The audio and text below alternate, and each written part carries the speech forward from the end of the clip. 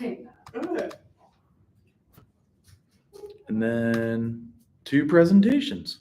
Are you presenting today too? I presented already. Okay, sorry, I can't remember every single one of you guys. I apologize. I don't think anybody signed up for me.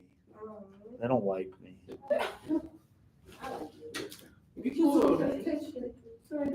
Yeah. So we do have a couple. My goal was to get done efficiently so you all could go and do some work. What is the final paper? It is about you. Oh, okay. And it's applying the theories that we have, like developmental, what do we grow up in, neighborhood, what was our upbringing, what was. And it's 6 pages? It is 6 or 7, and then you also want to have APA title page would add 1, and then the references would add 1. So it's like 5. Okay. Well, it's that's why I'm saying it. You do want 6 of content. Oh. It's always APA format. Everything in social work is APA. Okay. I understand that, but I don't know APA format as well as I do. Right. Like, that's not talking about. Like, even in my English I know. class, they don't teach me like that, so I want cover page. A cover page. That's all. Like, what's the layout? I gotta look it up, because I did it before one time. So, like, you know how it's a lay, like, you put your name and your class. Are you going today? Okay. You always would have like a whole nother sheet, like the cover page. The girl came in and 2 like the one, their hair was off, the wig was off, and she was fighting. All right, so who has this presentation?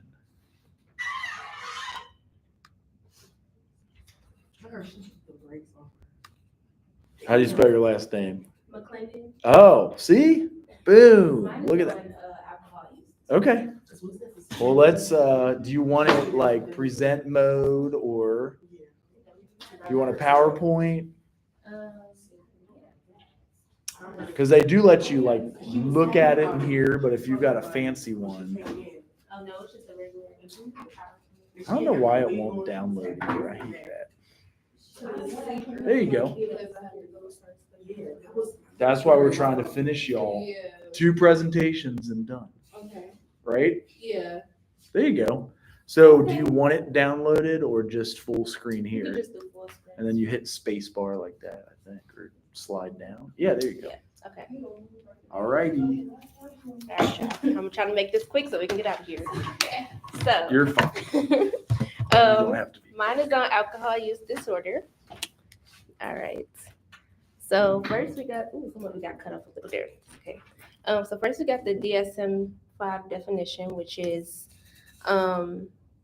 it's a problematic pattern of alcohol use leading to clinically significant impairment or distress, and is diagnosed as mild, moderate, or severe based on the number of symptoms.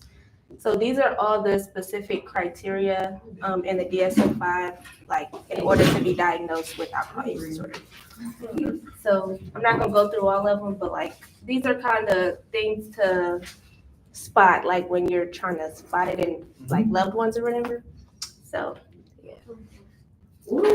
yeah. And go to Al-Anon. If you see these, go to Al-Anon family groups. Mhm. That's for friends and family. Help with is alcohol. available. For the user and the family and friends of the user. Okay, so interventions, the treatment for alcohol use disorder can include a combination of behavioral therapy, support groups, and sometimes medication to manage withdrawal and prevent relapse.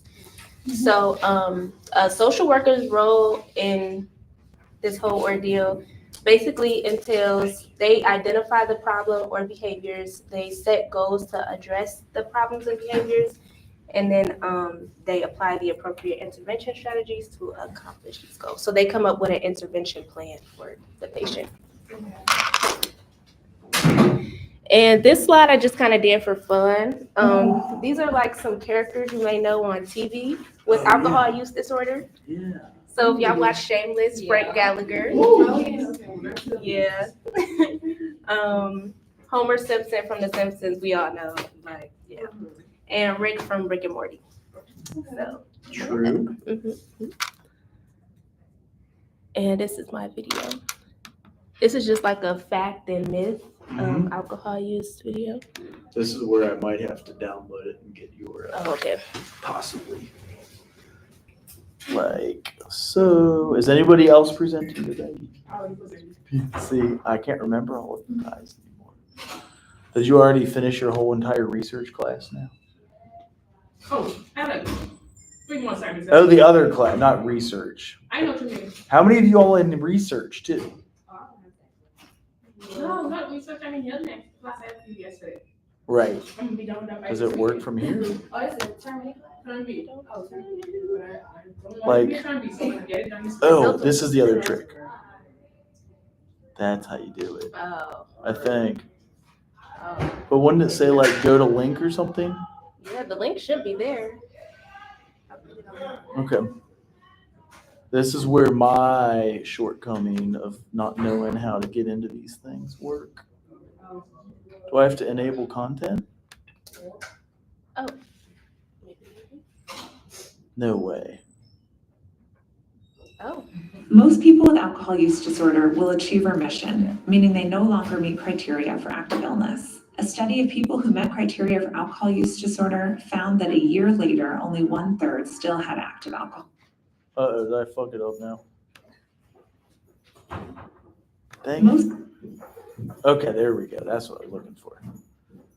most people with alcohol use disorder will achieve remission, meaning they no longer meet criteria for active illness. A study of people who met criteria for alcohol use disorder found that a year later, only 1/3 still had active alcohol use disorder. Hi, I'm Dr. Sarah Wakeman. I'm a general internist and addiction medicine specialist at Mass General and medical director for substance use disorders at Mass General Brigham. I'm an associate professor of medicine at Harvard Medical School, and this is Fact Check Alcohol.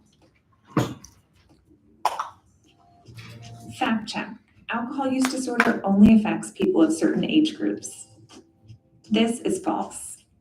Alcohol use disorder is when someone uses alcohol in a compulsive way, has lost control over their use, and continues to drink despite having negative consequences, for example, on relationships, health, or roles and responsibilities. Alcohol use disorder is incredibly common. Based on national survey data, nearly 30% of people at some point in their lives will meet criteria for an alcohol use disorder.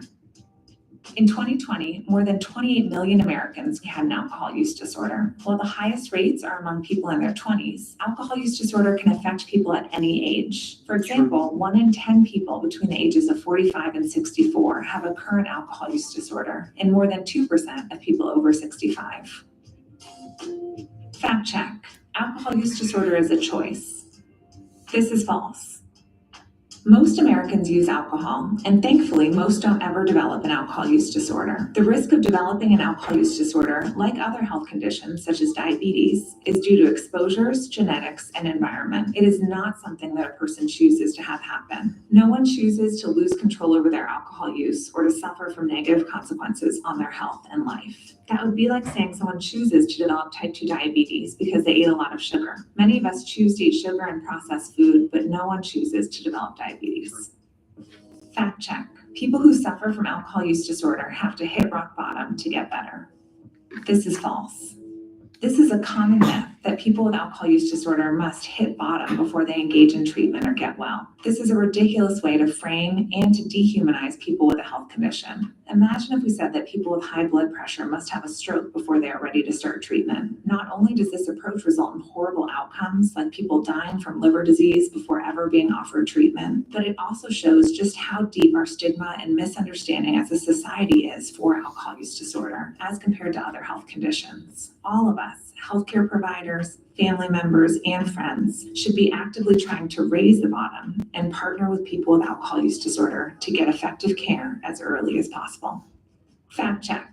The type of alcohol determines the severity of the addiction. This is false. A standard drink is a standard drink. One 4 to 5 ounce glass of wine is the same as a 12-ounce regular beer or 1.5 ounces of 80 proof liquor. Our bodies process alcohol in the same way regardless of the source. Fact check. Once a person develops alcohol use disorder, they will always struggle with it. This is false. Most people with alcohol use disorder will achieve remission, meaning they no longer meet criteria for active illness. A study of people who met criteria for alcohol use disorder found that a year later, only 1/3 still had active alcohol use disorder. Fact check. I can just quit alcohol without getting help. This is true and false. This one depends. Some people, especially those with mild alcohol use disorder, may be able to resolve their problems related to alcohol use on their own. However, people with more severe forms of alcohol use disorder often require treatment, either with medications and/or behavioral therapies and other supports. The most important thing to know is that there are effective treatments out there and they are vastly underused. Fact check. People with alcohol use disorder need tough love. Helping them just enables them. This is false. This is a terribly harmful myth. The definition of addiction is compulsively using a substance despite negative consequences. And we know using alcohol can be a powerful coping mechanism in times of stress. How would making someone's life harder, making them feel unloved or unsupported or unworthy, help them get better? Fact check. Alcohol use disorder only affects the individuals who suffer from it. This is false.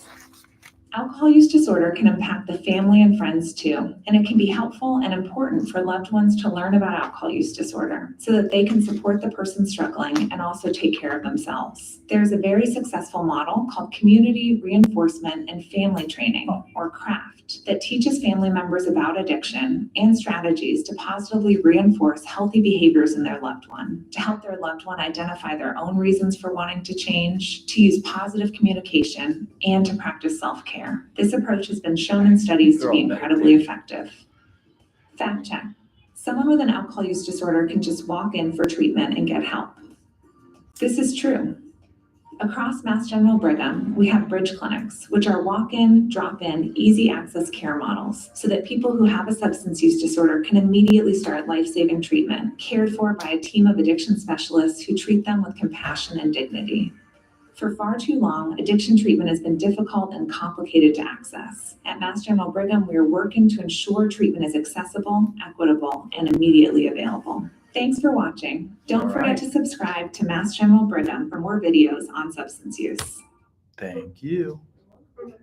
Any questions? How do you spell your last name? Oh, I had that one in there. Let's see. Right over this way.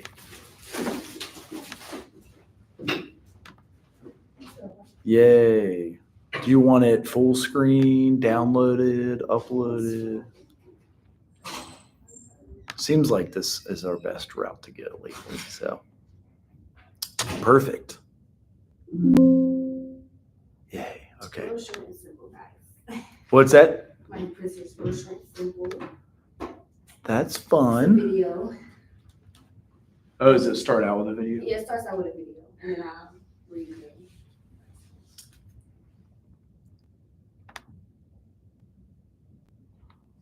So do I have to hit present or something? Like that, and then you hit present?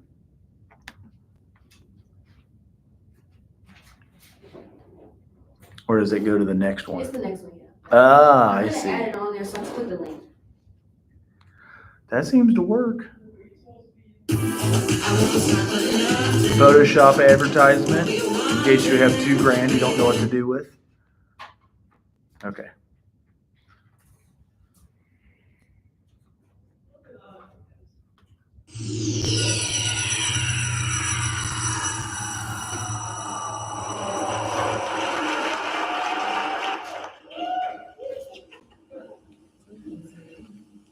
What if I told you that you could overcome anything? If there's a circumstance or situation known to man that you cannot overcome, that you are indeed unbreakable. Would you believe me? And more importantly than me telling you, if you told yourself those things, would you believe you? I want to talk to you about a critical element of happiness, success, and overcoming obstacles. Resilience, and how it's built through some of the most painful moments. I'm not sure what the ideal route to a TED Talk is, but I'm guessing that my journey isn't it. I was born and raised in Oakland, California. Coming of age in the 1980s, and it's nearly 20% unemployment rate for Blacks. Systemic housing segregation and discrimination, education inequities, high poverty and murder rates, and the dawn of the crack epidemic, and his partner, the war on drugs, that made historical criminal justice inequities even worse. Against that backdrop, I also came of age with a mother who would become an addict, and a father who, though his listed occupation on my birth certificate says custodian, he was also a pimp. Despite their flaws and doing the best that they could in a situation that exploited the worst of themselves, I knew that my parents loved me to pieces, and I loved them to pieces. My mom had custody of me as we moved and settled into Acorn housing projects in West Oakland. It's during a 3-year period between age 7 and 10 years old that some of the most traumatic yet vivid moments of my childhood would play out as my mother's disease of addiction took root. When I close my eyes, I see them all just as clearly today as they happened decades ago. Like the time I discovered my mother's boyfriend, eyes wide open, laying on the floor of a drug overdose. A discovery that initially paralyzed me in fear, much in the same way that his body lay motionless at my feet as he blankly stared at the ceiling. Like the day my mother sat me down on my bed to read me a handwritten letter that my dad had written and sent me in the mail. It would be the first time I'd ever heard the 5-syllable word incarcerated and learned what it meant. Like the day my grandmother, who took over raising me when we were evicted out of the projects due to my mother's addiction, received the call to inform me that my father, after being jumped in a prison fight, was brain dead. He would die later that night before I ever saw him again alive. Like the times I would later visit my own mother in jail. A hazy plexiglass window separating us physically and emotionally, while also serving to remind me of the fate that my father met in those very walls. I felt the pain, the sadness, the shame, the solitude, the adjectives that as a preteen meet the clinical definitions of depression.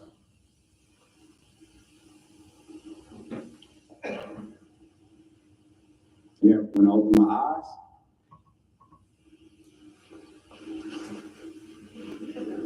the worst of life couldn't take out the best of me, because I'm still standing here in front of you.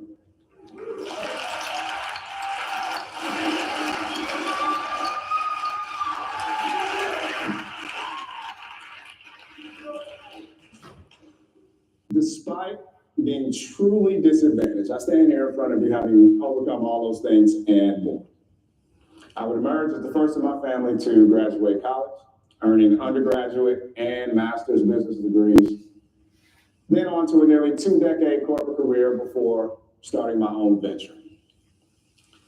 I've been from the projects to exploring a couple dozen countries across the world. From poverty to being the furthest from broke and broken that I've ever been. From tragedy to triumph, I have overcome, and even already, I have succeeded. Now, I can entertain and engross you in a fascinating story of how, but that's not nearly as important as a different question. Why? Why do I and others still succeed and flourish despite immense pain and trauma? Those people and myself, they aren't just strong or thick-skinned or good at compartmentalizing.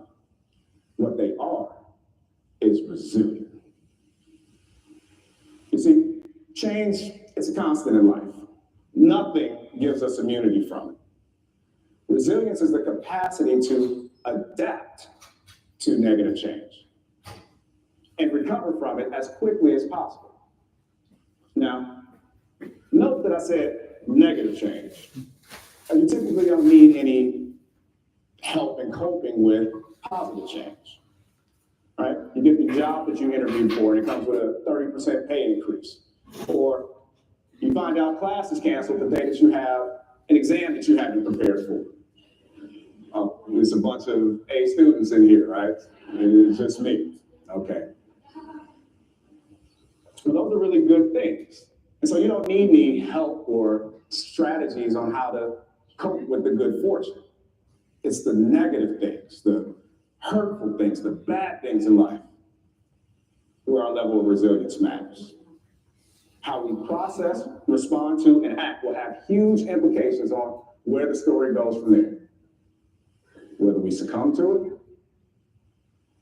or we surmount it. But understand, to exercise resilience, some change in circumstances must have happened.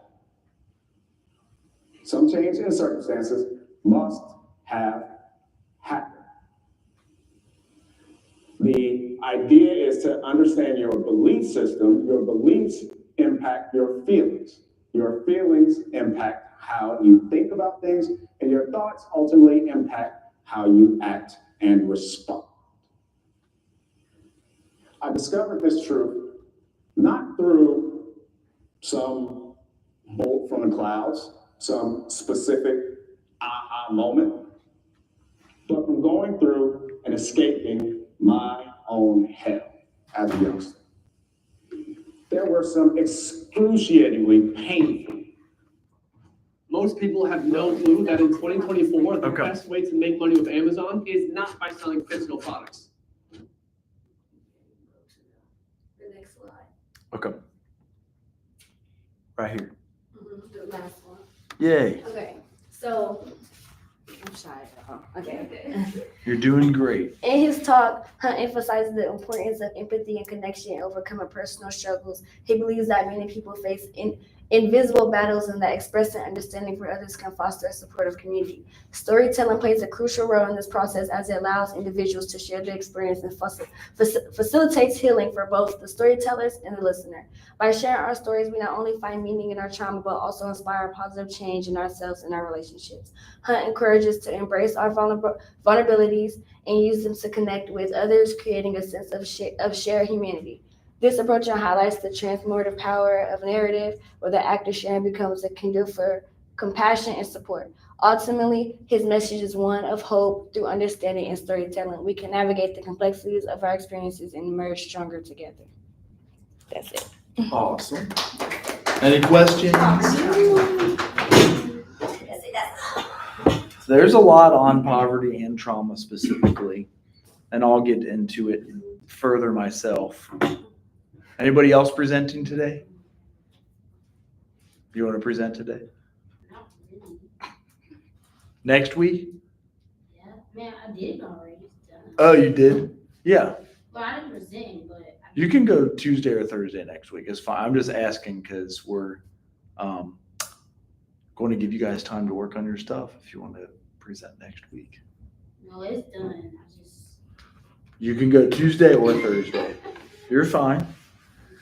Well, any questions anybody have about the social work application?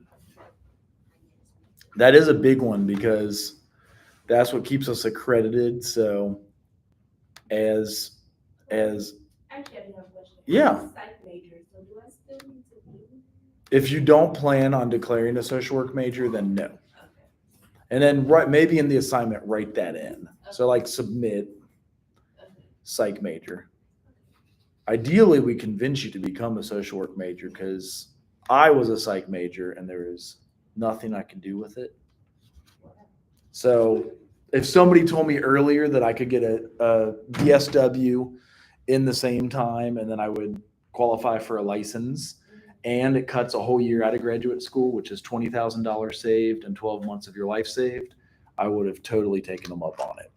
So just something to think about. I do have a psych degree. I love it. It just doesn't get licensure, if that makes any sense. Are you a sophomore or a junior? I'm a senior. Senior. Okay. So then you have, what will you do for graduate school? I guess that's the next question. So I have my GPA, so I'm more into the child development track. Is it chemical